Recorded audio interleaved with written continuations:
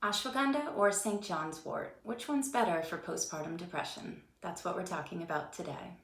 Hey Mama, I'm Gregorio, certified women's herbal educator, mama of twins, and creator of Postpartum Depression Relief Mini Course. And I'm here to teach you about natural remedies for both women and children's health, postpartum and beyond.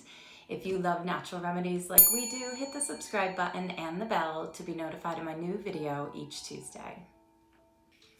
So these are my favorite 2 remedies for overcoming postpartum depression, even if you're breastfeeding. But listen up, because we'll talk about things that you want to look for and when to use one herb over the other.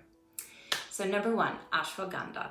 Ashwagandha is known as an adaptogen, which means that it helps us adapt around stress. So even if you don't think you have postpartum depression, if you're just exhausted, ashwagandha will help you.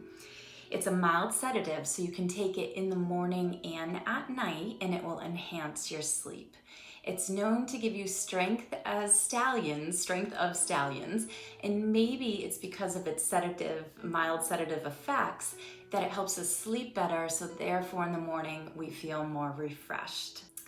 It is a level 1 considered safe to use while breastfeeding by the German Commission E, so you can feel confident integrating ashwagandha into your diet if you're breastfeeding or if you're not. The other benefits of ashwagandha are pain reliever and anti-inflammatory, and also helps with anxiety, depression, fatigue, hypothyroidism, PMS, and that feeling when you're tired and wired at 9 p.m. Ashwagandha should be your go-to herb for that. Now there's several ways to take ashwagandha. You can take it in a tincture format, and we'll talk about that in a minute. You can also take it as a powder and put it in your drinks or your tea, or a pill, a supplement. I don't prefer the supplement, although I understand that's very handy, especially as a new mom, but I do prefer tinctures, and I know you have concern over using tinctures, or you might be saying, what is a tincture? So tinctures are a way to preserve the properties of a botanical. So they would put the ashwagandha root into vodka, say for the solvent, and then let it sit for 4 to 6 weeks, and then strain out the root, and then that is your medicine. Now there are concerns of using tinctures while breastfeeding, and keep in mind any medication will go through the breast milk 1 to 10%, any medication, that includes tinctures, but ashwagandha is known to be safe while breastfeeding. So I hope that gives you some comfort, but I understand if you're not comfortable using tinctures, go ahead, use a supplement or powder form. Just look for a high quality from a company that you trust.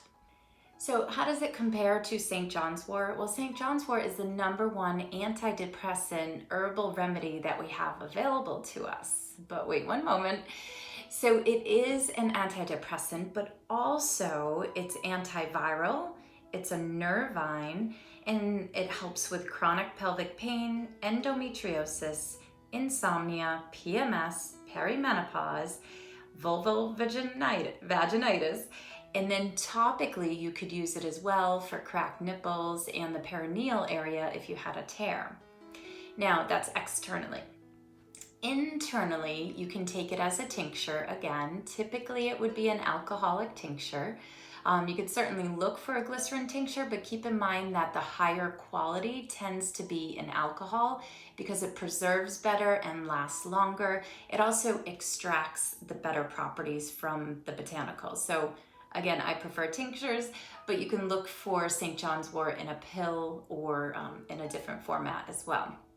Now, the German Commission E does consider it a level 2 and level 3 herb, so it is a little bit more risky, but listen to this one study.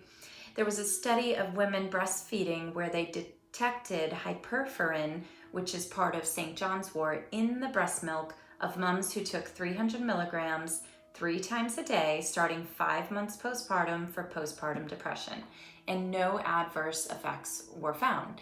So if you are struggling with postpartum depression and you're not going to take medication, you're not going to ask for help, or you really just want an alternative, try the 300 milligrams. 3 times a day and see how you feel, and always look for adverse reactions for yourself and your child.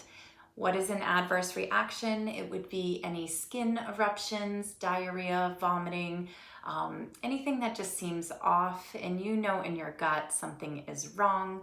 So again, make sure you're purchasing high quality supplements, and then starting one herb at a time. This is what I teach in my course. Take one herb at a time, wait, watch and see, and then add in a second herb, because it does take a variety of botanicals to heal from postpartum depression. So just keep that in mind, and not one herb is going to help you completely. Personally, take the ashwagandha for stress and as an adaptogen, and take the Johns Wort as the antidepressant, but do try one at a time to see how you respond and your child responds. Another benefit of taking Johns Wort is it helps break down estrogen in the body. It's very common that we struggle with insomnia due to low progesterone. So search online for the symptoms of low progesterone, but if you feel like that might be you, then Johns Wort may help break down the estrogen levels as well, enhancing your sleep, decreasing depression and anxiety as well. If you have any questions, please put it in the comment area below. So if you're looking for more support to recover from postpartum depression, I get it. That's why I created the 3-step mini course, the Postpartum Depression Relief Course, so that you can understand the supplements and herbs that you need to overcome insomnia, anxiety, and depression. If you have any questions at all, please mention it in the comment area and I will be sure to get back to you. Thank you.